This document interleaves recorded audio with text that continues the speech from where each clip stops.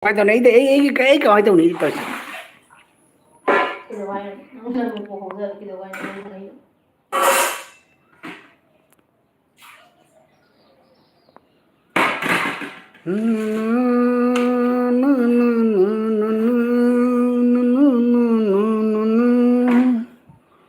हो गया है रब्बा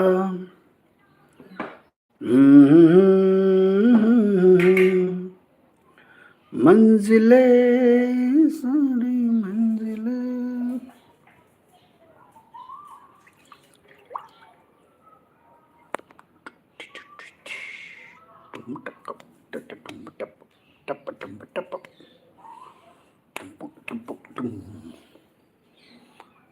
Sing Chaudhry boy sing mathakta ne Rakesh sing mathakta phammi e music sing mathakta ki light ni thari se to sing mathakta phammi Rakesh kai vai de no Rakesh thok ke thok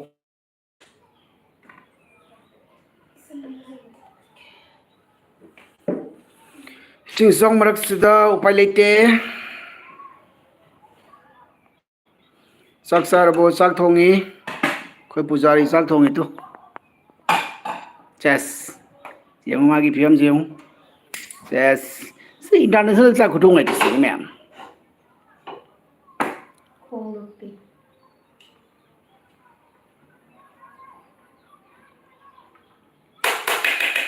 ma to gadi male ta ta ta ta kana yang kun thar no ki play tong kai gi How do video ba? Now. How do video? Ton macau gi jum su la o ulake horen video samake ta Kana gi jumai no. ton ma saja ma si si mo Kana sudi tara.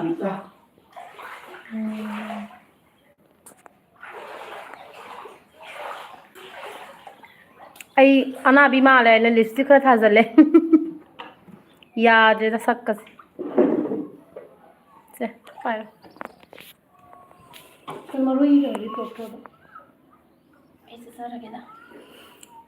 Kari insang no hawai za thongge tawre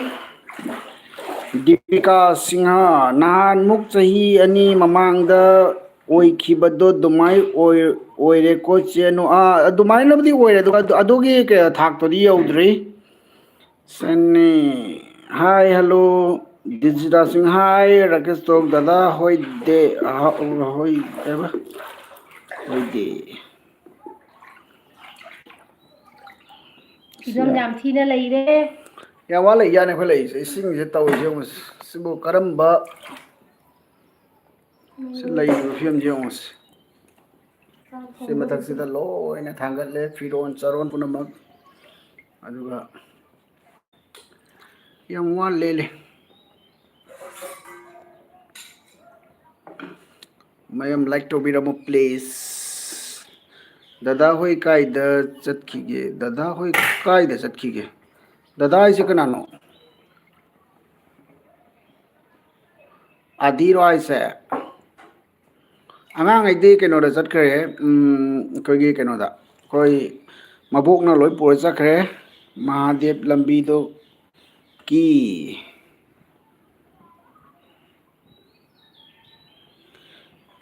Deepika se koi keno oi dora deng oi dora Kano puju. puchu ai mi ai si ne kuk si phatri How lang hai lu. kariye hawlu haw ya mai nyawlu Mahadev do kai yorage Mahadev lambi thumre da puchu yum mapal do yengem ta yum mapal ai ra yum mapal ai ra to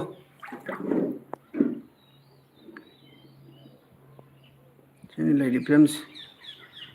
pilot cái blur chali mai thế nào oh Deepika lambi do lambi di thum lambi di cái đâu đi be ma no ado di na zom de kum thara koi du ga sum khara di sum tawi chess 야 그놈도 웃더래 비디오도 웃더래 거의 자동 라이브로 울래 우주는 그만 떠오르게 낭드 농아야 뭐니 이승 사고 탱나드래네 लेपगा थोंगेगा नुआइतीदा लेपगा थोंगे फमा थोंग नुआइद्रा इसे थबिसना कई इंजांग नोय बिखना लिखरा होने हा थबिसना नंदी कमाई तौरिगे नोय दी सिंग थुमदब्रो हंदक याउद्रे अदनी कई नोय फैने नोय फम चा चली नोय आई खोंग Young तो से बेलंद्री माले खोंग पोपथोक्तना दीपिका नाउचाना फजना चाउरे इसिंजे नाउचा चाउरे कुमन आइगा बुंग ने नंगी हरंग जाउदुदी पुरा हरंग जाउ तारे ने ना कुमल्लो ngasi takhum pujari sidi haudau mande ko mande bo kai dabung ising di thumde ana ekti puba thangba ngamdre siningi haisine kedorogine kana kedouba yarogine digita sing nothage rakesh tongna nungai tebo nungsa saraga ising do kangthaba ngamba oiresanu adoni ne as waiba okpa thaba ngate ba tawisi haisini khonga je belandri mala hin tawisina pupthokna tawisi bosi belandri patharak bado do mala sianu hitna lady natra ka ses हिपियाला hitna lady natra kumanna hippie नसे हिपिए तुम्हारा तो hippie yemutu ma hippie kana kaidaubaga nate ko loinare ama phabaga ama ai hojiksu doctor da leiri aya thabisana kena lai hu tawira angang ai kena tawre kaya ge mabuk na pure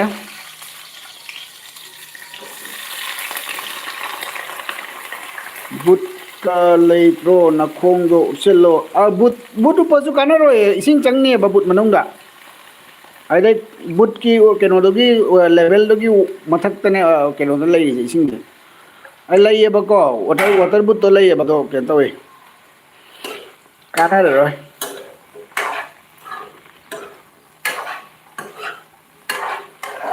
sagar jeng halake ai na te mamagi ne ultrasound loba chatpane oho nuati han sing je to sa ne na udan yeng to fajadra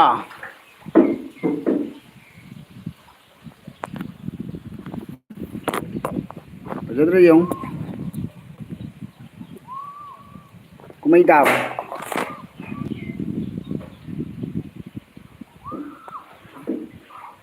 adi yum jing thumam dong wan thumdri mi moi sidi ya thina chaw doni se barak turel ising ne ba chaw ken to rei je asidai di u ba phang gan da phang oi da kan ad lang ni se barak ne ba ko akoi di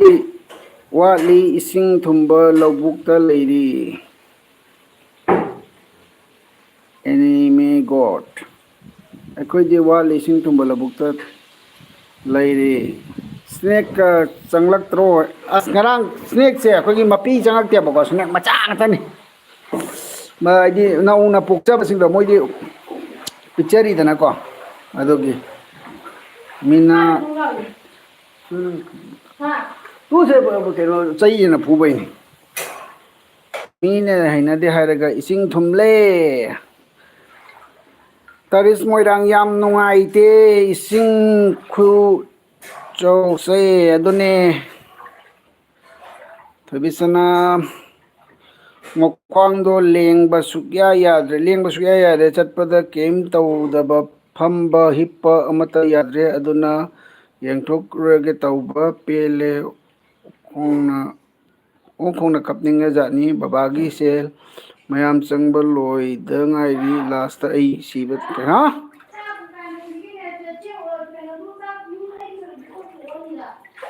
ama khak thong ꯃꯥꯔꯂꯤꯌꯥ ꯃꯌꯦꯛꯄꯝ ꯏꯟꯗꯣꯝꯆꯥ ꯃꯁꯛ ꯅꯨꯡꯁꯤꯕꯤꯗꯣ ꯑꯝꯇ ꯌꯦꯡꯍꯜꯂꯛꯑꯣ ꯏꯟꯗꯣꯝꯆꯥ ꯃꯁꯛ ꯐꯖꯕꯤꯗꯣ ꯑꯝꯇ ꯌꯦꯡꯍꯜꯂꯛꯑꯣ ꯁꯦ ꯁꯦ ꯁꯦ two ꯂꯪꯃꯨ ꯃꯨꯔꯝꯃꯤ ꯂꯪꯃꯨ ꯃꯨꯔꯦ ꯃꯦ good ꯏꯁꯤꯡ ꯊꯨꯝꯂꯦ ꯅꯨꯡꯉꯥꯏꯕ꯭ꯔꯣ ꯏꯁꯤꯡ ꯊꯨꯝꯃꯒ ꯅꯨꯡꯉꯥꯏꯕ꯭ꯔꯣ ꯍꯪꯉꯛꯏ enemy ꯅꯪꯕꯣ ꯏꯁꯤꯡ ꯊꯨꯝꯕ ꯍꯥꯏꯁꯤꯕꯨ ꯅꯨꯡꯉꯥꯏꯕ꯭ꯔꯥ ꯇꯧꯔꯤꯁꯤꯕꯨ ꯔꯃꯤꯂꯥ ꯗꯦꯕꯤ ꯃꯦꯁꯦꯁ ꯀꯛꯈ꯭ꯔꯦ ꯇꯨ ꯍꯥꯏ ꯑꯝꯇ ꯇꯧꯔꯛꯑꯣ ꯃꯌꯥꯝ ꯍꯥꯏ ꯊꯣꯏꯕꯤꯆꯅꯥ ꯀꯥꯏꯗꯅꯣ ꯑꯜꯇ꯭ꯔꯥ ꯁꯥꯎꯟ ꯇꯧꯔꯤꯗꯣ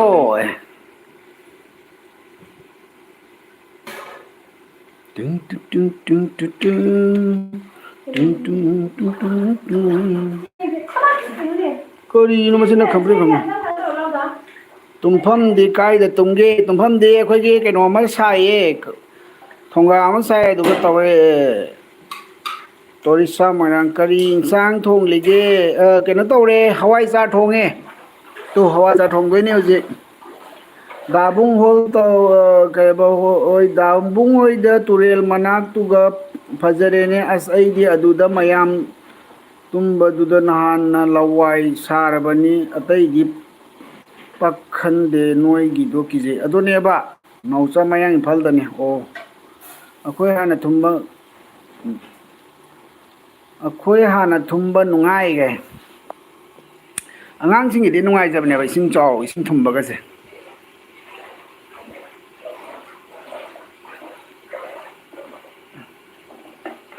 ꯌꯥꯝ ꯀꯤꯖꯩꯌꯦ ꯀꯀꯥ ꯅꯣꯏ ꯃꯐꯝ ꯆꯥꯕꯗ ꯑꯣꯏꯅ ꯂꯩꯕꯤꯌꯣ ꯃꯔꯤꯌꯥ ꯀꯩꯅꯣ ꯇꯧꯋꯦ ꯂꯩꯅꯤꯡꯕꯅꯦꯕꯀꯣ ꯖꯒꯥꯁꯦ ꯂꯝꯁꯦ ꯐꯪꯗꯕꯩꯅꯦꯕ ꯑꯗꯣ ꯈꯔ ꯖꯒꯥ ꯃꯐꯝ ꯆꯥꯕꯗ ꯂꯝꯗꯣ ꯃꯃꯜ ꯌꯥꯝ ꯋꯥꯡꯕ ꯍꯥꯏꯇꯥꯔꯦ ꯃꯤꯅ ꯐꯠꯇꯕ ꯈꯜꯂꯅꯤꯅ ꯎꯍꯜꯂꯛꯀꯦ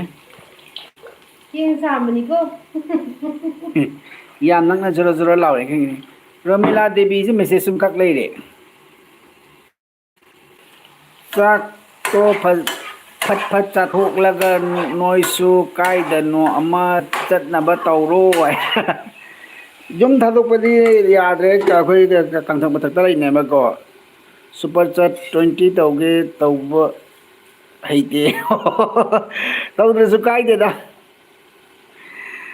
ꯅꯥꯎꯆꯥꯐꯝ ꯑꯣ ꯕꯖꯥꯔꯗ ꯑꯣꯏꯔꯝꯗꯦ ꯂꯝꯕꯤ ꯀꯩꯁꯨ ꯇꯧꯗ꯭ꯔ ꯍꯪꯒꯦ ꯇꯧꯅꯤ ꯇꯕꯤꯁꯅꯦꯅ ꯑꯉꯥꯡꯁꯤꯡꯒꯤ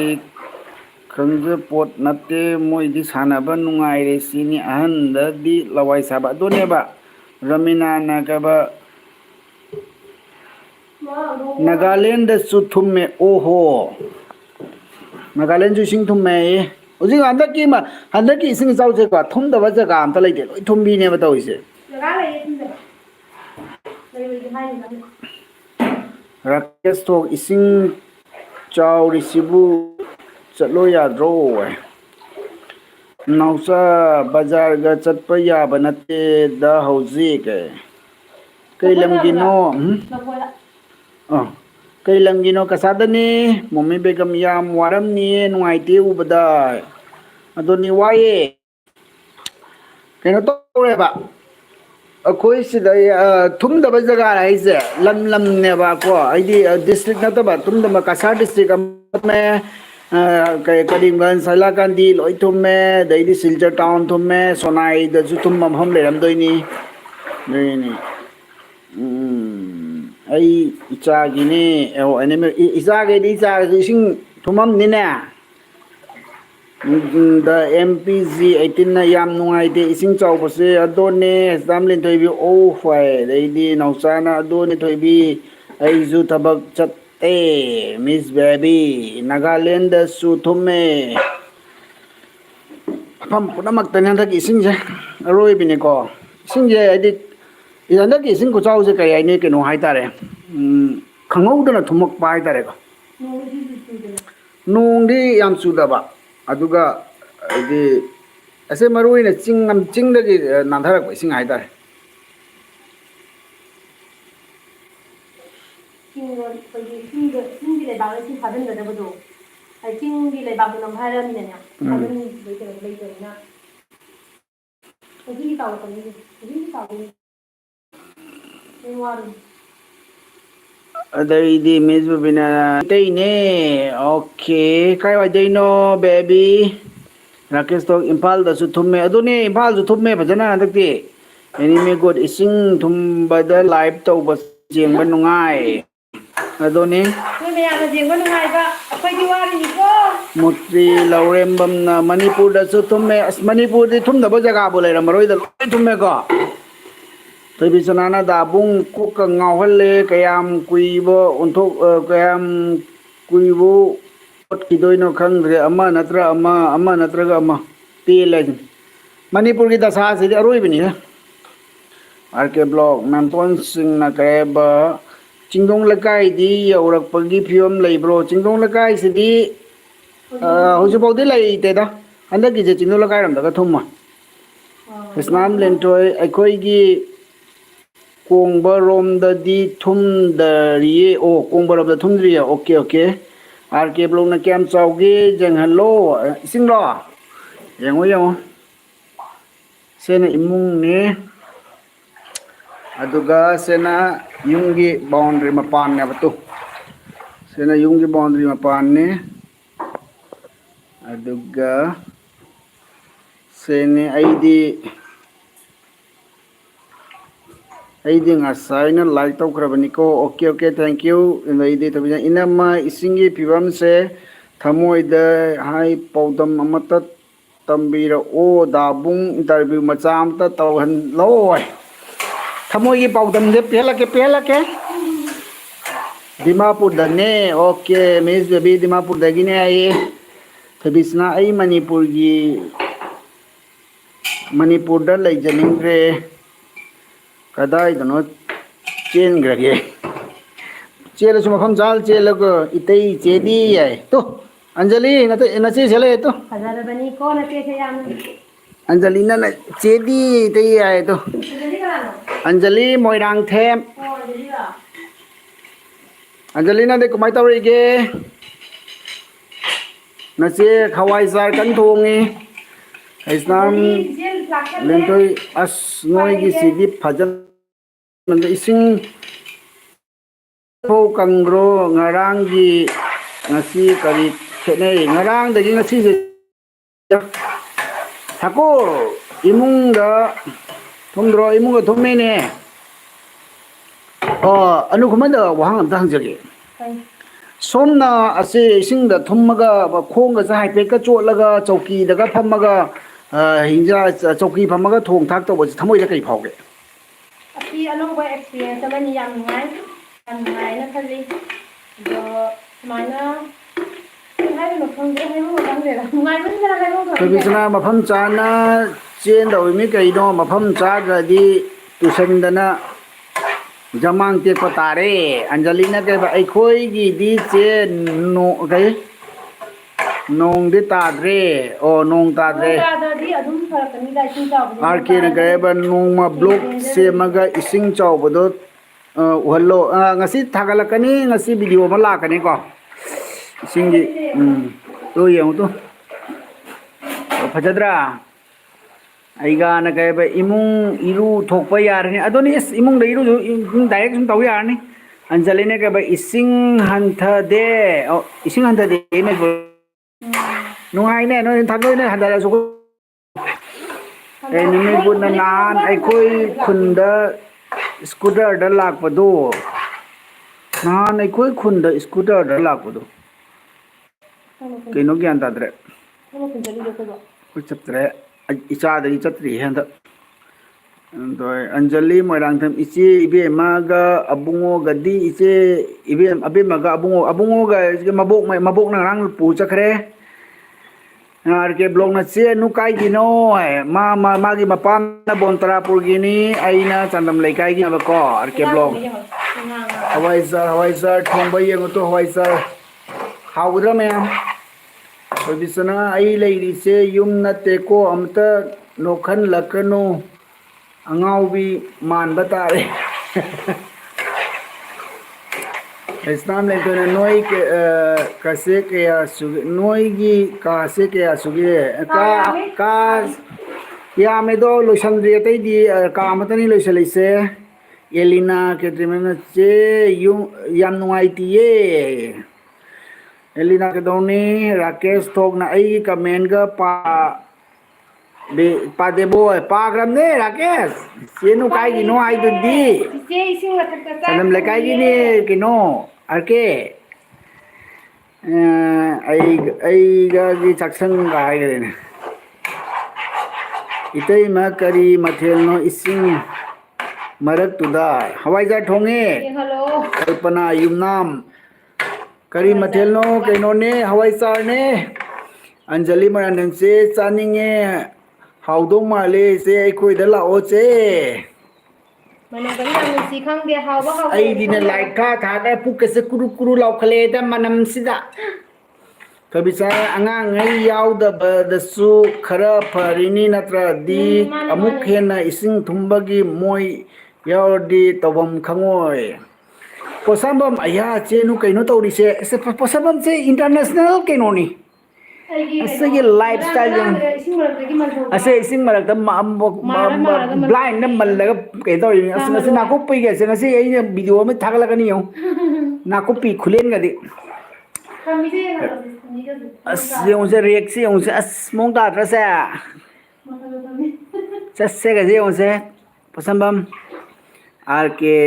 राकेश न कहबा आई चैनल हांग बदो सपोर्ट तौबिरमो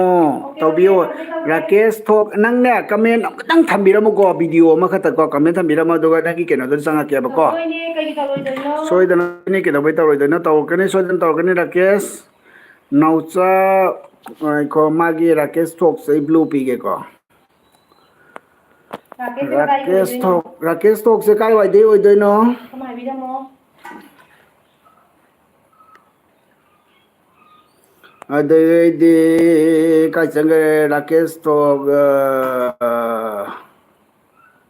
अदे मई लाक्त्रो मई दिला ए नौचा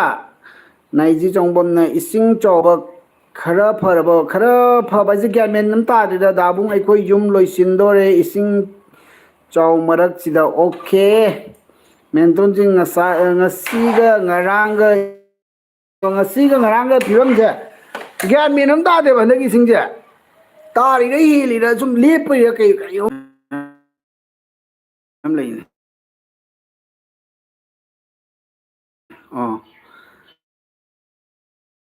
अदैदी अंजल रगा nga फादु खोंगे ऐसु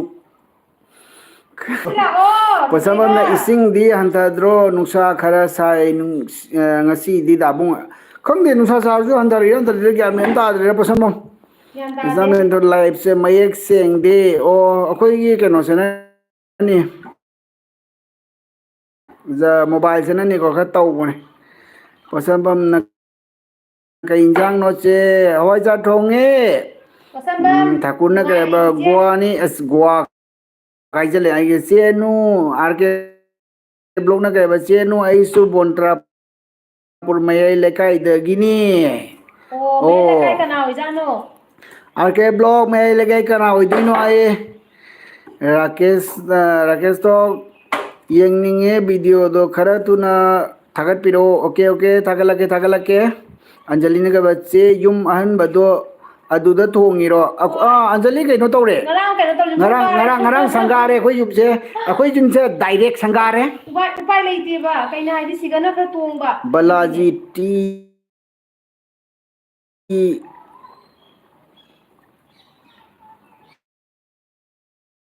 कुइरिंग खंग करे आई ना yang hawde hawai cha thongba अदे मथदे खाना काथरोना मयाम मजांग लोइरे नौजाना के बन्ने से डांस तौरे ओ का नुंगाइरा मरो ने से आवद्रा जेंगो मदई दे थबिसना मा इन रेडी यार रोय आईफोन अमा हे उला कयम आईफोन अम लाइरानी एलिना के दे मेरम ना लाइक तौरे दैदी पॉसिबल ना हिंजांग दी अवाबनी ने करीगा थोंगे नो हवाई जहाज दो चे हवाई जहाज खामेंगा ꯑꯗꯒꯤ ꯑꯥꯂꯨ ꯑꯃ ꯍꯥꯞꯄꯦ ꯀꯥꯔꯣꯟ ꯑꯃ ꯈꯔ ꯍꯥꯞꯆꯜꯂꯦ ꯈꯔ ꯊꯨꯝꯖꯜꯂꯦ ꯃꯁꯜ 이제 콩 야, 콩이 웅만한 ꯆꯦꯁ 거야, ꯏꯟꯇꯔꯅꯦꯁꯅꯦꯜ ꯆꯥꯛ ꯈꯨꯊꯣꯡꯅꯤꯁꯦ ꯈꯣꯡꯒ ꯊꯥꯡꯒꯠꯇꯅ ꯅꯥꯀꯨꯞꯄꯤꯁꯤ ꯌꯦꯡꯉꯨ ꯇꯨ ꯏꯁꯤꯡ ꯃꯔꯛꯇꯩ ꯑꯩꯅ 이싱 어디 뭐지, 그 나는. ꯂꯩꯔꯦ ꯇꯤꯡ ꯇꯛ ꯇꯛ ꯇꯛ ꯇꯛ 잘해야 우리. 나는 다 ꯁꯤꯒꯤ ꯂꯥꯏꯐꯁꯤꯕꯨ ꯀꯅꯥ ꯁꯨꯃꯥꯏꯅ ꯇꯧꯕ ꯀꯅꯥꯅ ꯀꯃꯥꯏꯅ ꯇꯧꯅꯒꯦꯕ ꯁꯤꯒꯤ ꯄꯨꯟꯁꯤ ꯃꯍꯤꯡꯁꯤꯕꯨ ꯄꯣꯞꯊꯣꯛꯑꯦ 콩 어디 야, 사투 내가 맛이 위정시야. 뭐지, ꯁꯪꯒꯥꯗꯤ ꯐꯠꯇꯦ ꯍꯥꯏꯗꯨꯗ ꯍꯥꯏꯔꯤꯅꯦ ꯑꯗꯨꯅꯦꯕ ꯁꯪꯒꯥꯗꯗꯤ ꯇꯧꯍꯩꯗꯦ ꯀꯥꯏꯅꯕꯅꯦ ꯑꯁ ꯎꯄꯥꯏ ꯂꯩꯇ꯭ꯔꯦ ꯑꯟꯖꯂꯤ ꯀꯩꯗꯧꯅꯤ ꯁꯣꯝꯗꯗꯤ ꯂꯩꯐꯝ ꯖꯒꯥ ꯂꯩꯇ꯭ꯔꯦ ꯀꯥꯏꯗ ꯂꯩꯗꯣꯏꯅꯣ ꯅꯠꯇ꯭ꯔꯥ ꯁꯨꯝ ꯂꯥꯏ ꯈꯨꯔꯝꯃꯒ ꯉꯔꯥꯡ ꯁꯨꯝ ꯂꯥꯏ ꯈꯨꯔꯝꯃꯒ ꯁꯨꯝ ꯆꯪꯉꯦ ꯎꯄꯥꯏ ꯂꯩꯇꯦ 시rum도 웃다가네봐. ꯎꯝ फजना लोइसल्लगा उठकेना संगा कांदा फजना लोइसल्लगा कांदा उठकेना उपाय ꯑꯗꯨꯁꯦ लेते ꯔꯪꯒ ꯊꯥꯔꯒ ꯁꯤꯂꯤꯡꯒ ꯍꯥꯔꯒ ꯎꯠꯀꯦꯅ ꯈꯜꯂꯝꯕꯅꯦꯕꯀꯣ उपाय लेते ꯆꯠꯂꯒ ꯃꯅꯤ ꯈꯪꯕ꯭ꯔꯣ ꯑꯦꯅꯤꯃꯤ ꯒꯣꯜ ꯃꯦꯗꯜ ꯄꯥꯈꯪ ꯉꯥ ꯐꯥꯅꯗ꯭ꯔꯣ ꯉꯥ ꯏꯆꯥ ꯐꯥꯅꯩꯌꯦ ꯉꯥ ꯃꯌꯥꯝ ꯐꯥꯅꯩ ꯑꯩꯈꯣꯏꯗꯤ ꯐꯥꯗ꯭ꯔꯦ ꯑꯩꯈꯣꯏꯗꯤ ꯏꯆꯥ ꯃꯅꯤ ꯈꯪꯕ꯭ꯔ ꯏꯆꯥꯒꯤ ꯃꯅꯤ ꯈꯪꯕ꯭ꯔ ꯃꯅꯤ ꯃꯁꯛꯀ ꯀꯩꯅꯣ ꯀꯣꯟꯅꯅ ꯎꯔꯗꯤ ꯈꯪꯒꯅꯤ ꯌꯨꯝ ꯂꯣꯏꯁꯟꯅꯕ ꯍꯣꯠꯅꯕꯗ ꯉꯥꯒ ꯐꯥꯕ तुम ꯐꯪꯗ꯭ꯔꯦ पात लाए यूं इन पुना तुमने न जाने क्या करी करी ना फाए यूं इन पुना ꯑꯩꯈꯣꯏ ꯗꯥꯗꯤ ꯏꯁꯤꯡ ꯆꯥꯎꯔꯁꯨ ꯃꯥꯗꯤ ꯗꯤꯟꯁꯦ ꯑꯗꯨꯝ ꯅꯨꯡꯉꯥꯏꯔ ꯂꯩꯕꯅꯦ ꯃꯥꯗꯤ करी ꯃꯥꯗꯤ ꯏꯁꯤꯡ ꯆꯥꯎꯏ ꯀꯥꯏꯅꯅꯦ ꯊꯋꯥꯏ ꯅꯨꯡꯉꯥꯏꯇꯕꯤꯒ ꯂꯩꯇꯦ ꯑꯗꯨꯝ ꯗꯤꯟ ꯅꯨꯡꯉꯥꯏꯀꯣ ꯃꯥꯁꯨ ꯃꯥꯁꯨ ꯃꯑꯣꯡ ꯑꯃꯅꯤ ꯑꯗꯨꯝ ꯆꯣꯠꯂꯦꯀꯣ वीडियो ꯃꯗ ꯀꯃꯦꯟ ꯇꯧꯈꯤꯕꯅꯦ ꯔꯥꯀꯦꯁꯇꯣ ꯑꯣꯀꯦ ꯑꯣꯀꯦ ꯔꯥꯀꯦꯁ ꯀꯗꯥꯏꯒꯤ ꯑꯣꯏꯗꯣꯏꯅꯣ ꯍꯥꯏꯔꯝꯃꯣ ꯍꯥꯏꯔꯒ ꯔꯥꯀꯦꯁ ꯍꯥꯏꯕꯤꯔꯝꯗ꯭ꯔꯕꯣ ꯊꯣꯛꯁꯦ ꯀꯥꯏꯋꯥꯏꯗꯩ ꯑꯣꯏꯗꯣꯏꯅꯣ ꯏꯟꯖꯦꯛꯁꯟ ꯑꯃꯨꯛ ꯌꯥꯗ꯭ꯔꯦ ꯃꯥꯁꯦ ꯀꯩꯅꯣꯒꯤꯅꯦ ꯍꯥꯏꯗꯨꯗꯤ ꯕꯣꯟꯇ꯭ꯔꯥꯄꯨꯔ ꯃꯌꯥꯏ ꯂꯩꯀꯥꯏꯒꯤꯅꯦ ꯍꯥꯏꯗꯣ ꯅꯠꯇ꯭ꯔꯣ ꯃꯥ ꯅꯠꯇ꯭ꯔꯣ ꯈꯪꯗꯦ ꯃꯥ ꯍꯥꯏꯔꯛꯄ꯭ꯔꯣ ꯃꯥ ꯍꯥꯏꯔꯛꯑꯣ ꯏꯆꯥꯄꯤ ꯃꯊꯦꯜ ꯀꯩ ꯇꯧꯒꯦ ꯄꯥꯐꯔ ꯍꯧꯔꯥ ꯀꯔꯤ ꯆꯥꯁꯤꯒꯦ ꯄꯥꯐꯔ ꯍꯧꯔꯥ ꯀꯔꯤ ꯇꯧꯒꯦ ꯍꯥꯏꯔꯣ ꯄꯣꯠꯁꯝꯕꯝꯅ ꯑꯩꯈꯣꯏ ꯁꯤꯗꯁꯨ ꯕꯔꯥꯛꯇꯤ ꯅꯣꯡ ꯆꯨꯗ꯭ꯔꯁꯨ ꯏꯁꯤꯡ ꯍꯦꯟꯒꯠꯂꯤ ꯂꯧꯕꯨꯛꯇꯤ ꯏꯁꯤꯡ ꯍꯟꯊꯈ꯭ꯔꯦ ꯈꯔ ꯑꯣ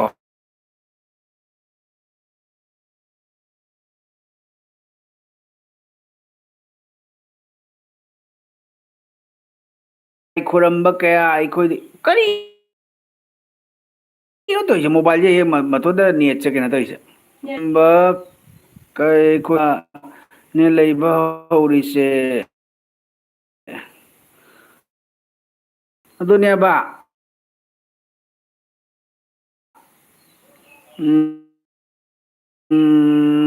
ꯃꯇꯥꯡ ꯃꯇꯝꯅ ꯌꯥꯔꯛꯇꯕꯗ ꯌꯨꯝ ꯐꯠꯇꯕꯗ ꯂꯩꯔꯁꯨ ꯑꯩꯈꯣꯏ ꯎꯄꯥꯏ ꯂꯩꯇ꯭ꯔꯦ ꯔꯥꯀꯦꯁ ꯊꯣꯛꯅ ꯑꯩꯗꯤ ꯂꯤꯂꯣꯡ ꯍꯧꯔꯩꯕꯩꯗ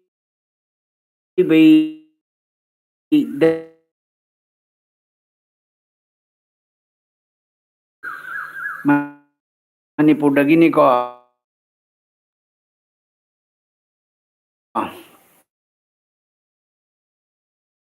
ꯍꯅꯨꯁꯤꯡꯅ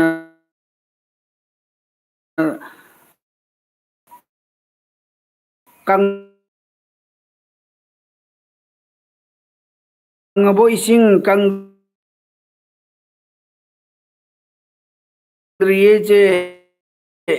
ꯑꯦꯅꯤꯃꯤ ꯒꯣꯗꯅ ꯍꯋꯥꯏꯆꯥꯔ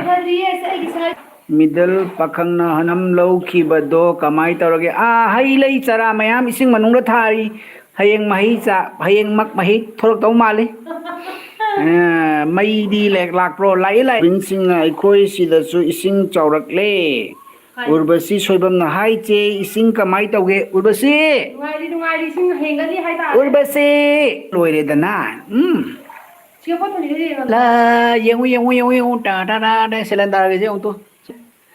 ꯑꯗꯨꯒ ꯑꯁꯤꯗ ꯁꯨꯃꯥꯏꯅ ꯇꯧꯔꯦ ꯁꯤꯗꯅ ꯁꯤ ꯃꯊꯛꯁꯤꯒꯅ ꯑꯜꯃꯤꯔꯥꯗ ꯂꯩꯕ ꯃꯥꯒꯤ ꯐꯤꯔꯣꯟ ꯔꯥꯅꯤ ꯐꯤꯗꯨꯞ ꯀꯔꯤ ꯐꯤꯗꯨꯞ ꯀꯔꯥ ꯐꯤꯗꯨꯞ ꯂꯣꯏꯅ ꯁꯤꯗ ꯃꯊꯛꯇ ꯀꯥꯏ ꯇꯦꯕꯜ ꯐꯦꯟꯒꯁꯦ ꯃꯊꯛ ꯀꯥꯈ꯭ꯔꯦ ꯃꯥ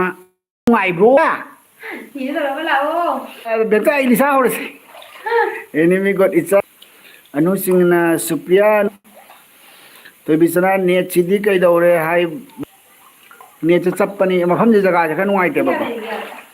ꯃꯤ 193 ꯌꯥꯝ ꯂꯥꯏꯛ ꯇꯧꯁꯟꯕꯤꯌꯣ ꯑꯃ ꯂꯥꯏꯛ ꯂꯧꯊꯣꯛꯈ꯭ꯔꯒ ꯇꯧꯗꯕ ꯌꯥꯎꯔꯗꯤ ꯏꯃꯥ 193 ꯆꯠꯈ꯭ꯔꯦ ꯕꯥ ꯊꯣꯏꯕꯤꯒꯤ ꯈꯣꯡꯊꯪ ꯑꯣꯀꯦ ꯏꯔꯣꯏꯕ ꯑꯩꯅ ꯇꯧꯔꯤꯁꯤ ꯈꯜꯂꯤꯅꯦ ꯋꯥꯈꯜꯁꯦ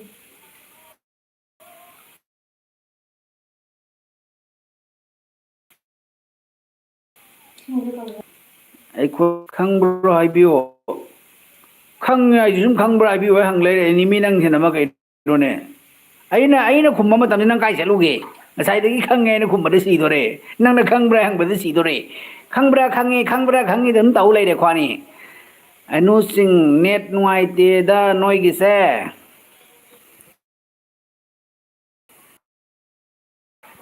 ꯑꯩꯁꯦ ꯁꯣꯏꯗꯅ ꯀꯩꯅꯣ ꯑꯣꯏꯔꯝꯒꯅꯤ ꯑꯝꯇ ꯌꯦꯡꯒꯦꯀꯣ ꯅꯦꯠꯁꯦ ꯀꯔꯤꯒꯤꯅꯣ ꯀꯔꯝꯗꯥꯏꯗ ꯉꯥꯏꯈꯣ ꯅꯦꯠ ꯂꯧꯒꯦ ꯑꯩꯁꯨ ꯉꯥ ꯆꯪꯉꯛꯄ꯭ꯔꯣ ꯉꯥꯗꯤ ꯆꯪꯉꯛꯇꯦ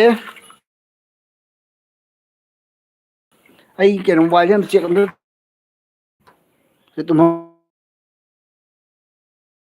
ꯑꯩꯅ ꯉꯔꯥꯡ ꯁꯦꯝꯃꯤꯃꯤ ꯏꯟꯇꯔꯅꯦꯁꯅꯦꯜ ꯀꯥꯡꯊꯛꯅꯤ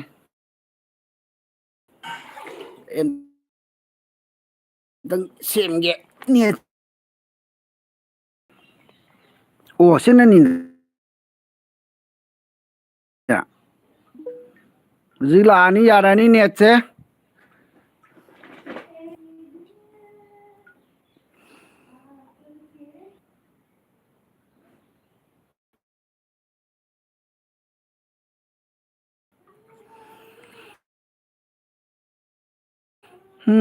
ꯃꯌꯥꯝ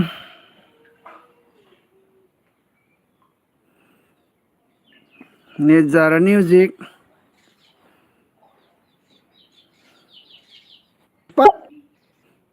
ꯐꯣꯟꯁꯤꯅ ꯑꯃꯅꯦ ꯀꯥꯔꯟꯒ ꯇꯨꯔꯟꯒ ꯃꯁꯤ ꯐꯣꯟꯁꯦ ꯑꯣꯛꯄ ꯐꯣꯟ ꯅꯠꯇꯦꯕꯣ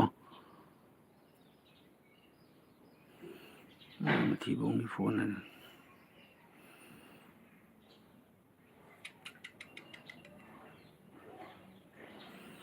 ꯌꯥꯔꯕꯣ ꯍꯧꯖꯤꯛ ꯑꯪꯀꯜ ꯏꯟꯁꯇꯥꯒ꯭ꯔꯥꯝ ꯄꯥꯏꯕ꯭ꯔꯣ ꯄꯥꯏ ꯑꯟꯖꯂꯤ ꯏꯆꯦ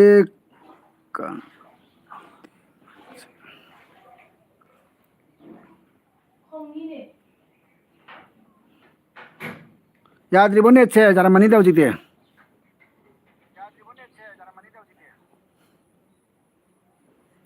ꯅꯦꯠꯁꯦ ꯀꯩꯅꯣ ꯇꯧ ꯂꯩꯔꯝꯃꯦꯕ ꯐꯔꯛ ꯇꯥ ꯂꯩꯔꯝꯃꯦ ꯑꯗꯨꯒꯤꯅꯤ ꯍꯥ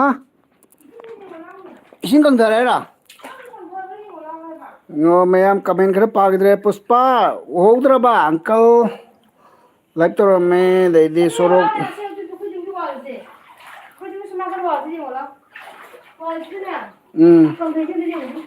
ꯏꯁꯤꯡ ꯀꯪꯊꯕ ꯃꯥꯜꯂꯤ ꯏꯁꯤꯡ ꯀꯪꯊꯔꯦ ꯀꯣ ꯋꯥꯜꯁꯤꯗꯩꯒ ꯑꯥꯗ ꯀꯨꯝꯊꯔꯤꯁꯤ ꯌꯦꯡꯉꯨ ꯑꯣꯏꯔꯣꯏꯗ꯭ꯔꯣ ꯁꯦ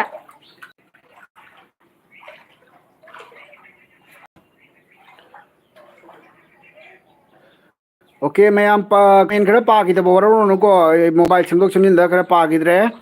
ꯔꯥꯀꯦꯁꯅ ꯀꯩ ꯍꯥꯏꯅ ꯍꯪꯒꯦ ꯑꯩ ꯐ꯭ꯂꯣꯋꯔꯁ ꯇꯧꯔꯛꯀꯦ ꯑꯅꯨꯄ꯭ꯔꯗ ꯁꯤꯡꯍꯥ ꯍꯥꯏꯅ ꯂꯩꯕꯅꯦꯀꯣ ꯑꯗꯨꯒ ꯅꯥꯎꯆꯥꯅ ꯀꯩꯕ ꯑꯃꯨꯛ ꯌꯥꯗ꯭ꯔꯦ ꯀꯩꯅꯣ ꯍꯥꯏꯁꯤꯕꯣ ꯑꯃꯨꯛ ꯇꯧꯈ꯭ꯔꯕꯣ ꯆꯦ ꯈꯣꯡ ꯏꯪꯉꯤꯗꯣ ꯅꯥꯅꯤꯀꯣ ꯏꯪꯕ ꯃꯥ ꯁꯥꯏꯅꯁ ꯇꯧꯔꯤꯅꯤ ꯑꯟꯖꯂꯤ ꯑꯗꯨꯅ ꯁꯣꯏꯗ꯭ꯔꯕꯅꯤ ꯍꯥꯛꯊꯤꯡ ꯆꯔꯣꯡ ꯂꯥꯛꯇꯣꯔꯕꯅꯤ ꯎꯔꯕꯁꯤꯅ ꯅꯣꯡ ꯇꯥꯗ꯭ꯔꯗꯤ ꯀꯪꯊꯔꯅꯤꯗ Kay Hairo Rakesh Anuprada Singhai lebni ANUPRADA Anuprada Singhai ne lebni ko Nausa kundapum ne yare enemy go ne ipana enemy go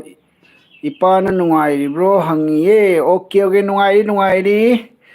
nang mani mon gi macha nu paro like and subscribe kar diya thank you so much urbasina sorok thumme ai hojik close tawrake okay thumbro sorok thumme enemy gona oye urbasi sebam thumbro rakesna like and subscribe kar diya thank you so much Ravindra अघाय पंगार आपका नाम को मुझे कुछ समझ में नहीं आ रहा है अंजलि मोरांगथेना से चाक तो थूना लोइसेलो अदुगा अकंग बदल यो नानी को है अंजलि आई हाइजर मी साइडगी माय मखोंजे तौ चोटना लेरबनी नाकुप्पी गसी येउ लोरे पप्पा हौदरी मारे सिंजू चानिंगेबा प्रेम जुमनाम बाई इसिंग हंथा ब्रो खंगद्रे ज्ञान मीनम ताद्रेदा like and thank you so much Vijendra Singh okay Vijendra ji welcome Rakesh to ai hojik plus tawrake okay thank you to bisanana dabung ina man nahan yaroi ko सही में protection तो protection सरकार ने इसिंग इचाउगे protection तौदसु अइना अनुखुमन protection तौरी मान नाबा यादी नोई मयामगी comment मयाम तो इन पाबा ngam अइना मास नाहनबा सुचा जादे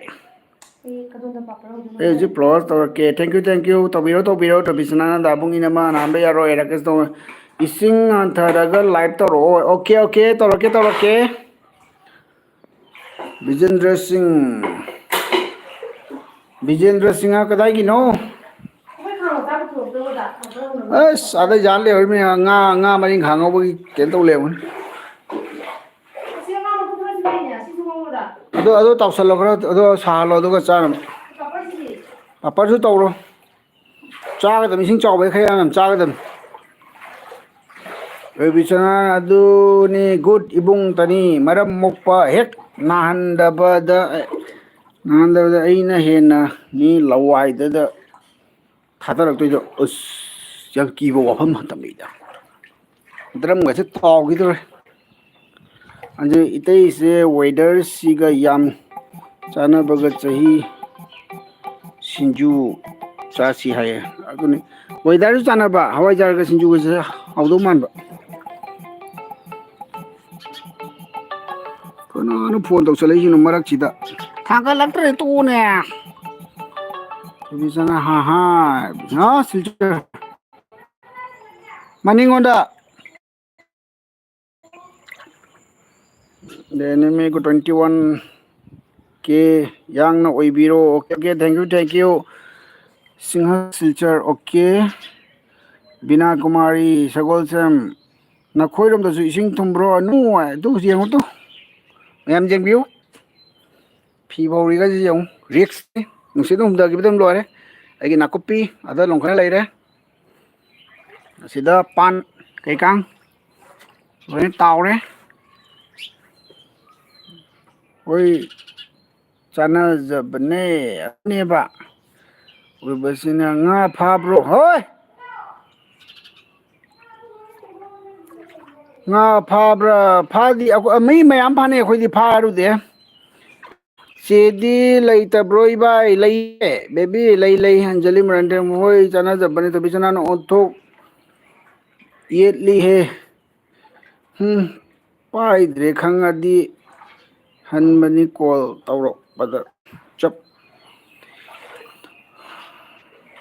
ये सिल्चर काय वाई देनो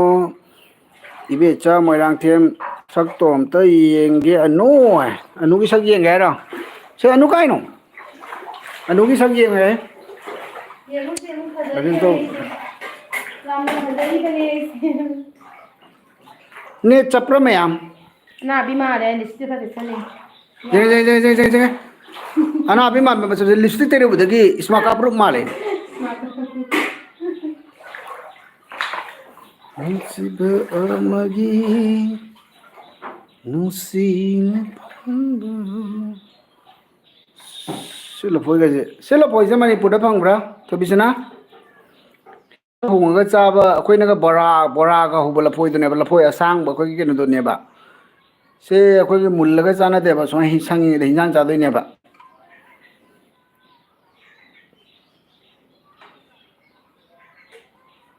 ꯊꯣꯛꯇꯤꯌꯦ ꯅꯪꯒꯤ ꯃꯤꯡꯁꯦ ꯏꯟꯁꯇꯥꯒ꯭ꯔꯥꯝꯗ ꯊꯤ ꯐꯪꯗꯦ ꯍꯥꯏꯁꯦ ꯀꯔꯤꯒꯤꯅꯣ ꯈꯪꯗ꯭ꯔꯦ ꯈꯪꯗꯦ ꯑꯩꯒꯤ ꯑꯅꯨꯄ꯭ꯔꯗꯥ ꯁꯤꯡꯍꯥꯏ ꯂꯩꯕꯅꯤ ꯏꯟꯁꯇꯥꯒ꯭ꯔꯥꯝꯗꯅꯤ ꯄꯛꯅ ꯍꯥꯏꯌꯦ ꯊꯣꯛꯇꯦ ꯍꯥꯏꯌꯦ ꯀꯃꯥꯏꯅ ꯇꯧꯗꯣꯏꯅꯣ ꯒ꯭ꯌꯥꯟ ꯇꯥꯗꯦ ꯆꯞꯇꯔꯦ ꯉꯁꯥꯏꯒꯤ ꯑꯗꯨꯃꯥꯏꯅꯗꯤ ꯊꯣꯏꯕꯤꯁꯅꯥꯁꯦ ꯐꯪꯕ꯭ꯔꯥ ꯃꯅꯤꯄꯨꯔꯗ ꯁꯤ ꯂꯐꯣꯏꯁꯦ ꯌꯦꯡꯉꯣ ꯑꯩꯅ ꯂꯩꯕ ꯀꯥꯟꯗꯗꯤ ꯉꯁꯤ ꯂꯐꯣꯏꯁꯦ ꯑꯝꯇ ꯎꯔꯛꯇꯦ ꯍꯤꯗꯥꯛ ꯑꯁꯦ ꯀꯥꯞꯄꯦ ꯑꯩꯈꯣꯏꯁꯦ ꯍꯤꯟꯖꯥꯡ ꯆꯥꯕꯤ ꯂꯐꯣꯏ ꯍꯥꯏꯌꯦꯕꯀꯣ ꯁꯤ ꯏꯟꯖꯥꯡ ꯊꯣꯡꯉꯒ ꯉꯥ ꯊꯣꯡꯕꯗꯁꯨ ꯍꯥꯞꯄ ꯌꯥꯏ ꯕꯥꯏ ꯕꯥꯏ ꯚꯤꯗꯤꯑꯣ ꯅꯨꯡꯉꯥꯏꯕ ꯁꯦꯝꯕꯤꯔꯛꯑꯣ ꯑꯣꯀꯦ ꯑꯣꯀꯦ ꯊꯣꯏꯕꯤꯁꯅꯥ ꯀꯩ ꯂꯐꯣꯏꯅꯣ ꯑꯗꯨꯕꯨ ꯑꯩꯈꯣꯏ ꯁꯤꯗ ꯑꯗꯨꯝ ꯐꯪꯕꯁꯤꯒ ꯃꯥꯟꯅꯗꯕ꯭ꯔꯣ ꯈꯪꯗꯦ ꯏꯟꯖꯥꯡ ꯆꯥꯕ ꯌꯥꯕꯗꯨ ꯑꯃꯠꯇ ꯆꯥꯗ꯭ꯔꯤꯌꯦ ꯑꯗꯨꯅꯤ ꯑꯁꯤꯁꯦ ꯄꯥꯅ ꯁꯣꯏꯔꯒ ꯕꯣꯔꯥ ꯍꯧꯔꯒ ꯆꯥꯕꯁꯨ ꯌꯥꯏ ꯆꯥꯛꯇ ꯉꯥꯜꯂꯒ ꯑꯉꯥꯟꯕ ꯑꯣꯏꯅ ꯆꯥꯕ ꯌꯥꯏ ꯑꯩꯈꯣꯏꯒꯤ ꯄꯨꯛ ꯌꯥꯝ ꯅꯧꯒꯟꯕ ꯃꯤ ꯂꯩꯗꯅꯀꯣ ꯑꯗꯨꯒ ꯁꯤ ꯂꯐꯣꯏꯁꯦ ꯉꯥꯜꯂꯒ ꯆꯥꯕ ꯌꯥꯝ ꯐꯩꯌꯦꯕꯀꯣ ꯑꯗꯨꯒ ꯁꯤ ꯂꯐꯣꯏꯁꯦ ꯍꯤꯟꯖꯥꯡꯗꯅꯦ ꯄꯤꯁ ꯄꯤꯁ ꯀꯛꯑꯒ ꯍꯧꯔꯒ ꯆꯥꯕꯁꯨ ꯌꯥꯏ ꯕꯣꯔꯥ ꯍꯧꯔꯒ ꯆꯥꯕꯁꯨ ꯌꯥꯏ ꯁꯥꯊꯤꯅ ꯍꯥꯎꯖꯥꯠꯅꯤ ꯉꯥ ꯊꯣꯡꯕꯗꯁꯨ ꯑꯗꯨꯝ ꯍꯥꯞꯄ ꯌꯥꯏ ꯉꯥ ꯊꯣꯡꯕꯗꯁꯨ ꯀꯩꯀꯥꯗꯁꯨ ꯏꯔꯣꯝꯕꯁꯨ ꯌꯥꯏꯑꯕ ꯁꯤꯒꯤ ꯑꯗꯩꯗꯤ ꯑꯣꯏꯕꯁꯤꯅ ꯑꯣ ꯅꯣꯡ ꯇꯥꯕ ꯑꯌꯨꯛꯀꯤ ꯇꯥꯕ꯭ꯔꯥ ꯑꯌꯨꯛꯀꯤ ꯇꯥꯗꯤꯌꯦ ꯅꯣꯡ ꯑꯌꯨꯛꯇꯗ ꯉꯥꯏꯍꯥꯛ ꯄꯤꯗꯤ ꯄꯤꯗꯤ ꯇꯧꯔꯝꯃꯦ ꯑꯗꯨꯒ ꯐꯈ꯭ꯔꯦ ꯊꯣꯏꯕꯤꯁꯅꯥ ꯑꯩ ꯆꯥꯅꯤꯡꯉꯦ ꯍꯥꯎꯋꯦꯁꯦ ꯔꯥꯀꯦꯁ ꯊꯣꯛꯅ ꯑꯅꯨꯄ꯭ꯔꯗꯥ ꯁꯤꯡꯍ ꯁꯨꯃꯥꯏꯅ ꯊꯥꯗꯣꯏꯔꯣ ꯑꯅꯨꯄ꯭ꯔꯗꯥꯗ ꯄꯨꯜꯍꯜꯂꯣ ꯑꯅꯨꯄ꯭ꯔꯗꯥ ꯁꯤꯡꯍ ꯍꯥꯏꯅ ꯂꯩꯕꯅꯤ ꯄꯨꯟꯅ ꯊꯥꯎꯑꯣꯕ ꯑꯅꯨꯄ꯭ꯔꯗꯥꯗ ꯑꯅꯨꯒ ꯄ꯭ꯔꯗꯥꯗ ꯇꯣꯉꯥꯟꯕꯅꯤ ꯊꯣꯡꯕ ꯂꯣꯏꯔꯦꯗ ꯃꯌꯥꯝꯁꯤꯅꯤ ꯁꯤꯒꯤ ꯀꯩꯅꯣꯒꯁꯤꯅ ꯀꯔꯤ ꯍꯥꯏꯒꯦ ꯇꯣꯅꯤꯡꯈꯣꯛꯁꯦ ꯉꯔꯥꯡ ꯏꯁꯤꯡ ꯃꯅꯨꯡꯗꯒꯤ ꯑꯃ ꯐꯣꯏꯔꯛꯄꯅꯤ ꯑꯅꯨ ꯄ꯭ꯔꯗꯥ ꯁꯤꯡꯍ ꯁꯨꯃꯥꯏꯅ ꯊꯥꯗꯣꯏꯔꯣ ꯑꯗꯨꯃꯥꯏꯅ ꯊꯥꯗꯣꯏꯅꯤ ꯊꯣꯏꯕꯤꯁꯅꯥ ꯅꯣꯏꯗ ꯆꯥꯎ ꯍꯥꯏ ꯑꯩꯈꯣꯏꯗ ꯆꯥꯎꯋꯦ ꯑꯩ ꯆꯥꯛ ꯎꯅꯕ ꯌꯥꯅꯤ ꯄꯥꯄꯔ ꯍꯧꯂꯣꯏꯔꯕ ꯑꯃ ꯆꯥꯒ ꯌꯥꯒꯗ꯭ꯔꯥ ꯃꯌꯥꯝ ꯄꯥꯄꯔ ꯆꯥꯒꯦ ꯃꯌꯥꯝ ꯄꯥꯄꯔ ꯑꯝꯇ ꯆꯥꯒꯦ ꯄꯥꯔꯃꯤꯁꯟ ꯂꯧꯗꯗꯤ ꯀꯤꯖꯩꯕ ꯈꯥꯕꯩꯅꯒ ꯊꯥꯔꯛꯑꯗꯤ ꯄꯨꯖꯥꯔꯤꯗ ꯄꯥꯔꯃꯤꯁꯟ ꯂꯧꯔꯒ ꯆꯥꯕꯅ ꯐꯩ ꯅꯠꯇ꯭ꯔꯥ ꯈꯥꯕꯩꯅꯒ ꯁꯣꯝꯗ ꯄꯥꯄꯔ ꯂꯥꯛꯑꯝꯃꯤꯗ ꯂꯨꯈꯝ ꯁꯝ ꯀꯛꯈꯤꯕꯒꯤ ꯁꯤꯠ ꯅꯥꯟ ꯂꯩꯕꯁꯤꯒ ꯕꯛ ꯊꯥꯔꯗꯤ ꯐꯔꯛ ꯇꯥꯅꯤ ꯃꯌꯥꯝꯁꯤ ꯆꯥꯕꯤꯒꯦ ꯃꯌꯥꯝ ꯌꯦꯡꯕꯤꯒꯅꯨ ꯆꯥꯕꯤꯒꯦ ꯀꯥꯏꯅ ꯋꯥꯔꯅꯤ ꯅꯪꯅ ꯍꯧꯕ ꯄꯥꯄꯣꯔꯁꯦ ꯃꯌꯥꯝꯒ ꯃꯥꯟꯅꯗꯦꯅꯦ ꯍꯦꯟꯅ ꯍꯥꯎꯕ꯭ꯔꯥ ꯊꯨꯝꯕ ꯑꯃ ꯌꯥꯎꯏꯅꯦ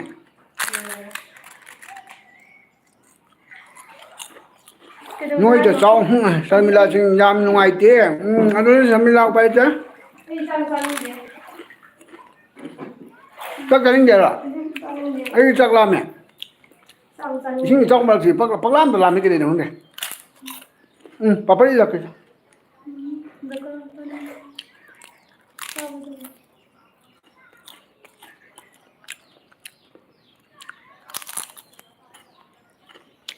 ꯄꯥꯄꯔ ꯑꯊꯨꯝꯕꯤ ꯑꯊꯨꯝꯕ ꯄꯥꯄꯔꯅꯦ ꯊꯨꯝꯕ꯭ꯔꯥ ꯑꯗꯨꯕꯣ ꯍꯥꯎ ꯊꯨꯝꯃꯦ ꯊꯣꯏꯕꯤꯁꯅꯥ ꯑꯩꯌꯥ ꯑꯩꯉꯣꯟꯗ ꯂꯩꯅꯔꯛꯀꯅꯨꯗ ꯅꯨꯡꯁꯥꯅ ꯁꯥꯕꯅꯦ ꯅꯨꯡꯁꯥ ꯃꯔꯛꯁꯤꯗ ꯅ꯭ꯌꯨꯁ ꯊꯣꯛꯄ ꯁꯨꯃꯥꯏꯅ ꯅꯤꯀꯣ ꯆꯠꯂꯤꯁꯦ ꯗꯣꯛꯇꯔ ꯆꯠꯄꯒꯤ ꯑꯣꯀꯦ ꯁꯥꯏꯅꯦ ꯈꯣꯂꯥꯡꯗ꯭ꯔꯣ ꯅꯪ ꯀꯥꯏ ꯁꯥꯔꯣꯏꯗꯣꯏꯅꯣ ꯑꯩꯈꯣꯏꯗꯤ 2-in-1 ꯂꯩꯔꯦ ꯃꯊꯛꯇ ꯁꯥꯔꯦ ꯃꯈꯣꯡꯁꯤꯅ ꯃꯈꯥꯗ ꯏꯪꯉꯦ ꯁꯥꯒꯠꯂꯁꯨ ꯃꯈꯥꯗꯗꯤ ꯑꯗꯨꯝ ꯂꯨꯞꯄꯖꯥꯠꯅꯤ ꯑꯩꯈꯣꯏꯗꯤ ꯄꯥꯄꯔ ꯏꯟꯅꯕꯤ ꯔꯣꯃꯥꯟꯁꯀ ꯇꯧꯔꯛꯀꯅꯨ ꯌꯦꯡꯕ ꯉꯝꯖꯔꯣꯏ ꯀꯣꯏ ꯏꯃꯥ 1 hour ꯐꯥꯗ꯭ꯔꯤꯕꯣ ꯐꯥꯗꯣꯔꯦ ꯐꯥꯔꯣ ꯁꯦꯍꯅꯥꯖ ꯕꯦꯒꯝ ꯏꯁꯤꯡ ꯆꯥꯎꯕꯁꯦ ꯋꯥꯔꯝꯅꯤꯗ ꯆꯦ ꯑꯩꯈꯣꯏꯔꯣꯝꯗ ꯑꯣꯏꯅ ꯂꯥꯛꯑꯣ ꯌꯥꯝ ꯋꯥꯏꯌꯦ ꯑꯉꯥꯡ ꯑꯅꯤ ꯀꯗꯥꯏ ꯆꯠꯈ꯭ꯔꯒꯦ ꯁꯔꯃꯤꯂꯥ ꯀꯩꯅꯣꯗ ꯃꯕꯣꯛ ꯃꯌꯨꯝꯗ ꯆꯠꯈ꯭ꯔꯦ ꯁꯤ ꯌꯦꯡꯉꯨꯁꯤ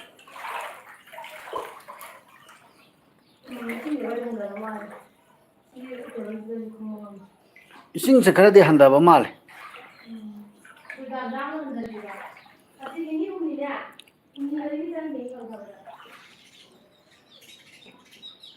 इनम दो चाक चाद्री कान तुम्गिने आयु खोंजेल दो है पथाबा होरे मानु चाके थोरक यादे पथै लोइरे तौई बम तौसी योंसे थुम्मे बस केबो कना कना तौहीगे आई के नम जंग हलके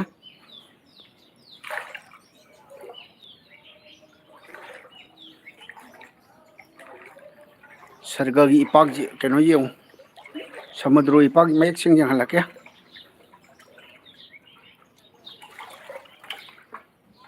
सिदि लोरेदा करी करी नोने पंगताव ताव ले लोय लुप्तना ले सिगा सिलुपिबा मशीन का थुम्मे साइकिल अमा लाक्सले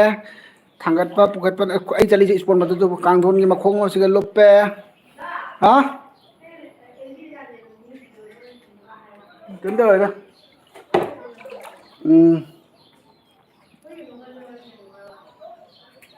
इस थोंग हांदोकपा याद्रे थोंग हांदोके दबा थोंग से फाजनगरे खुनामना हांगबा याद्रे सिनि लैबा फिबम से सिंग मिसेस थब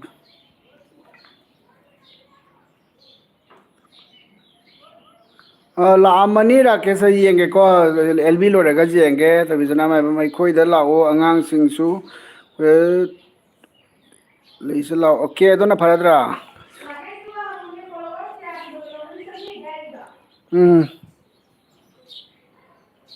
के करी आंगोय बा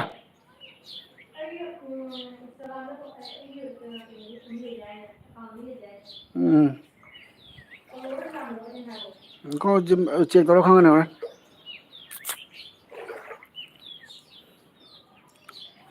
मैम उमुरोक से यों से नमना कन बाय तारे सेम दे कलम मगे ना उमुरोक से सिना नंग नर्सरी दगी पुरक चरा चरी लई चरा खरा दो मोइदी उचिना चिना हिंगौरे सिदा उमुरोनी का पाली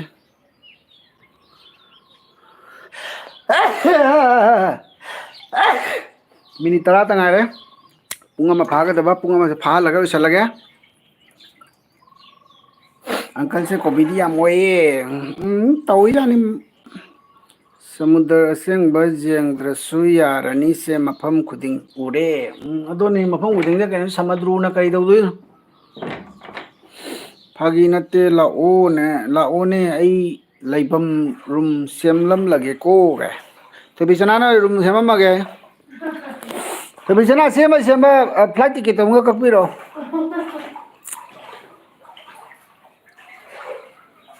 Cả con dài tàu không à tay anh dặn rồi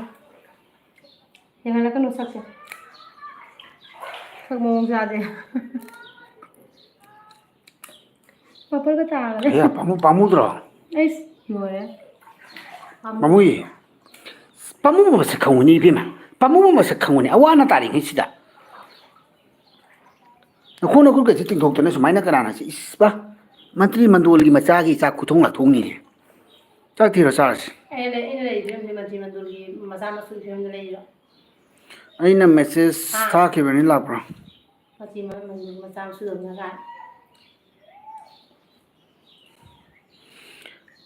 ये के नो राकेश चेक तौगे एलबी लोरेगा बेबिटा देबी दा मा बैटरी 20% तक आए गरे लो चलगे रुपाई बली दी थुमदे और रुपाई बली थुमदे बेबिटा रुपाई बली देगी ना रुपाई बली थुमदे और मैं इसी में सच्चे कहा कर रही जैसे कहा कर के उधर आ रही है मैं तो थोड़ी ना चिका दा पुंदम गिना तो सीधे पुंदम गिना ना खाना पुल्ला के स्वाई तुम तौर ले हो यार चांग वे को लना तुम पिरो चेसे ममु के चेसे ममुन नुआई तब माली ए तभी सनाना के दा बुंगोई की उमुरोक तो याम फजइए चादोई पामुई फजबने आई के मोरे हेक तो कनो है नि ना हन गई भी पामी दा सन गया दैदी तभी सना आदसु याये लाकनी बु हाइरदी कोकथक लोरेना कथत लोरेना से कंगनी है सिंह कंगधरबने minit ꯈꯪꯒꯅꯤ ipan wale ꯍꯔꯥꯎꯗ꯭ꯔꯦ ꯈꯪꯒꯅꯤ ꯀꯥꯏꯅ ꯍꯔꯥꯎꯗ꯭ꯔꯦ ꯈꯪꯉꯒ ꯑꯃꯨꯛ ꯇꯧꯗꯣꯏ ꯃꯌꯥꯝꯗꯣ ꯈꯪꯕꯗ ꯇꯜꯂꯦꯕ ꯅꯨꯡꯒꯥ ꯊꯥꯔꯒ ꯑꯗꯨꯝ ꯇꯥꯎꯊꯣꯛꯈ꯭ꯔꯁꯤꯔ ꯈꯪꯗꯦ ꯑꯩꯁꯨ kai tau ge ꯈꯪꯗꯦ ꯑꯗꯨꯝ ꯇꯥꯎꯖꯈ꯭ꯔꯕ ꯑꯗꯨꯅ ꯑꯗꯨꯝ ꯄꯥꯝꯃꯦ nahak yaudana karamna hingani hingani karamna naitom ithanta ꯌꯥꯝꯂꯕ ꯐꯣꯜꯂꯤꯁꯤꯡ ꯀꯅꯥꯅ ꯀꯣꯛꯊꯣꯛꯀꯅꯤ ꯏꯁꯤꯡ ꯀꯪꯈꯤꯕꯒꯤ ꯂꯩꯐꯨꯠ ꯂꯩꯅꯥꯡ ꯀꯅꯥꯅ ꯇꯩꯒꯅꯤ ꯅꯍꯥꯛ ꯌꯥꯎꯗ꯭ꯔꯕꯗ ꯑꯩꯗꯤ ꯑꯩꯗꯤ ꯑꯝꯇ ꯍꯦꯛ ꯁꯨꯛꯉꯝ ꯉꯝꯃꯣꯏ ꯅꯪ ꯂꯣꯏ ꯇꯧꯍꯟꯗꯣꯏꯅꯦ ꯑꯩ ꯁꯨꯡꯉꯝ ꯍꯦꯛ ꯉꯝꯂꯣꯏ ꯉꯝꯃꯣꯏ ꯑꯩ ꯏꯁꯥꯒ ꯆꯤꯛꯄꯅ ꯂꯣꯏꯔꯕꯅꯦ ꯑꯩ ꯀꯔꯤꯝ ꯉꯝꯃꯣꯏ ꯅꯪ ꯂꯣꯏ ꯇꯧꯍꯟꯗꯣꯏꯅꯤ ꯅꯪꯅ ꯅꯍꯥꯛ ꯁꯤꯗ ꯂꯩꯔꯝꯕꯒꯤ ꯅꯠꯇ꯭ꯔꯥ ꯌꯥꯎꯗꯅ ꯑꯩꯅ ꯋꯥꯔꯤꯁꯦ ꯀꯔꯝꯅ ꯍꯤꯡꯒꯅꯤ ꯁꯨꯃꯥꯏꯅ ꯍꯥꯏꯒꯗꯕꯅꯤ ꯅꯍꯥꯛ ꯌꯥꯎꯗꯅ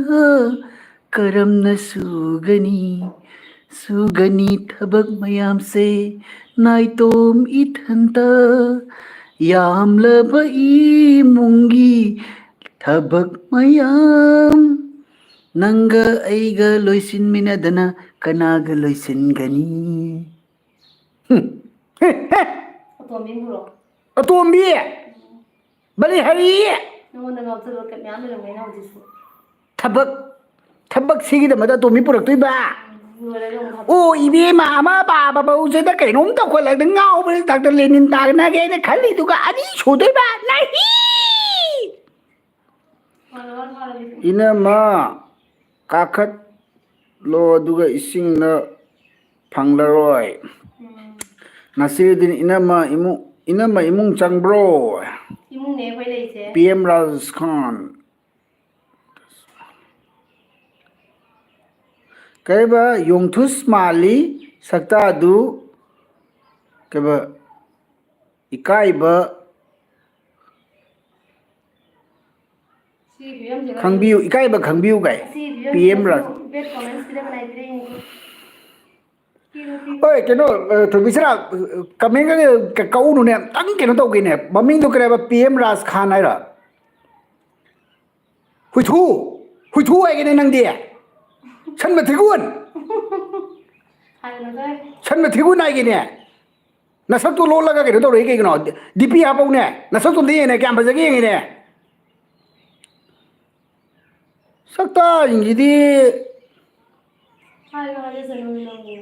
ꯌꯦꯔꯦ ꯑꯩꯈꯣꯏꯅ ꯂꯩꯔꯤꯕ ꯐꯤꯕꯝꯁꯦ ꯌꯥꯝ ꯅꯨꯡꯉꯥꯏꯅ ꯂꯩꯕ ꯅꯠꯇꯦꯀꯣ ꯖꯣꯡꯊꯨꯁ ꯀꯥꯏꯅꯦ ꯍꯥꯏꯖꯤꯜꯂꯛꯀꯅꯣ ꯁꯟꯊꯨꯁ ꯑꯩꯈꯣꯏꯗꯤ ꯖꯣꯡꯊꯨꯁꯅꯤ ꯅꯪꯅ ꯁꯟꯊꯨꯁ ꯍꯨꯏꯊꯨꯁ ꯁꯟꯊꯨꯁ ꯁꯛꯊꯨꯁ ꯑꯣꯛꯊꯨꯁ ꯑꯣꯛꯊꯨꯁ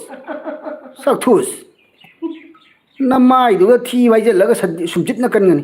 ꯁꯤꯕꯤꯉꯩꯁꯦ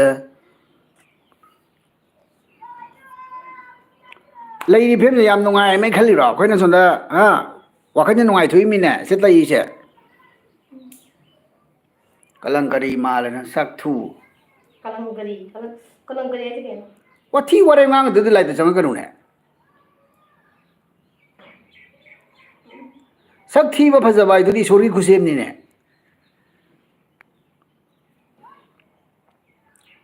ꯌꯣꯡꯇꯨꯁ ꯃꯥꯜꯂꯦ ꯃꯥꯗꯤ ꯐꯖꯔꯝꯃꯅꯤ ꯊꯨꯝꯖꯥꯛꯄꯤ ꯃꯥꯜꯂꯝꯗꯧ ꯃꯥꯜꯂꯤ ꯁꯛꯇꯣ ꯑꯗꯨꯒ ꯑꯁ ꯕꯦꯔꯥꯅꯤ ꯃꯣꯏꯁꯦ ꯐꯥꯗꯣꯔꯛꯑꯦ ꯃꯤꯅꯤꯠ ꯃꯔꯤꯇ ꯉꯥꯏꯔꯦ ꯏꯕꯦꯝꯃ ꯕꯦꯇ꯭ꯔꯤꯁꯨ ꯌꯥꯎꯗ꯭ꯔꯦ ꯕꯦꯇ꯭ꯔꯤꯁꯨ ꯆꯥꯔꯖ ꯇꯧꯁꯟꯗꯣꯏꯅꯦ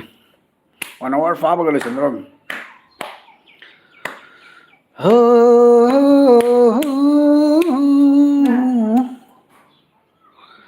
ꯅꯤꯡꯁꯤꯡꯕ ꯅꯪꯁꯦ ꯂꯩꯔꯣꯜ ꯆꯟꯈ꯭ꯔꯕ ꯄꯜꯂꯔꯣꯏ ꯑꯃꯨꯛ ꯈꯪꯗꯦ ꯅꯤꯡꯁꯤꯡꯕ ꯅꯪꯁꯦ ꯂꯩꯔꯣꯜ ꯆꯟꯈ꯭ꯔꯕ ꯈꯜꯂꯔꯣꯏ ꯑꯃꯨꯛ ꯃꯥꯒꯤ ꯋꯥꯈꯜ ꯂꯩꯀ꯭ꯔꯛ ꯆꯠꯅ ꯆꯦꯈꯥꯏꯔꯕ ꯊꯃꯣꯏꯁꯤꯗ ꯑꯩꯒꯤ ꯆꯤꯡꯕꯤꯔꯅꯨ ꯂꯩ ꯑꯃ ꯆꯤꯡꯕꯤꯔꯅꯨ ꯂꯩ ꯑꯃ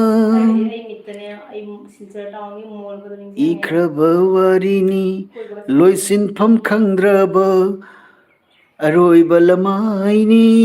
ꯏꯐꯝ ꯂꯩꯇ꯭ꯔꯕ ꯀꯣꯟꯖꯦꯡꯕꯝ ꯕꯤꯖꯦꯟ ꯁꯤꯡ ꯌꯥꯝ ꯊꯤꯅ ꯅꯩꯔꯦꯍꯦ ꯏꯌꯥꯝꯕꯅ खन्नाइरखिनी थोइबिसना बीपी हाइगतनाबनी मानरुनु है मोय असिगुमबसि लीब्रगिदि एगी बीपी हेनगो हाइवेसि पुष्पादना एलवी तौर मेरा तौर मन तुम लेग्रे लाक्तु लाक्रे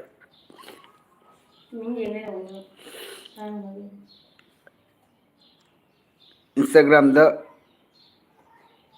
मैसेज था कि बने ओके ओके राकेश जेंगे जेंगे सांता ब्लॉग इचे अनुना ब्रो कइनो तौरिसेबु सोनाइदसु इसिंग चंगबो बोराक्तगी चंगकप ओइरमगनी ब्रो मने बोराक्ते चंगैने बरा हाजले इसिंग इसी वीडियो में थांगलकने यंगो दुदा यावरो पुंग अमा फारो लोइसलगे मैसु यावद्रे मिनिट अमा खकवाली मयाम मिनिट अमा से वार Sumana ngai minasi aduga masigi music 29 le 4k flowers yauba account do natro mani mani 4k yauba account ai kero do na flowers na 5k dagi mayeng ta ki mine hengal le koina mayeng ta ki mai dei no hangde mathonda sum mayeng ta gre unfollow to gire khangde आई तो मी क्या करूं मंगा कर चंगम बता इन जी था मी ट्राइन थु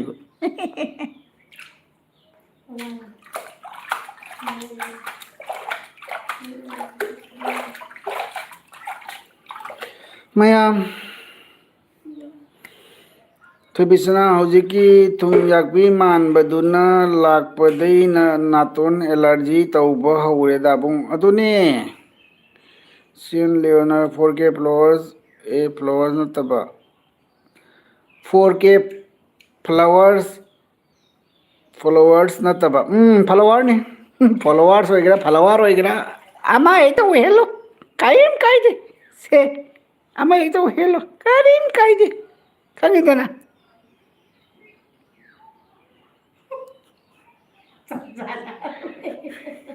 नसक ना हाइरा मी गली तो गई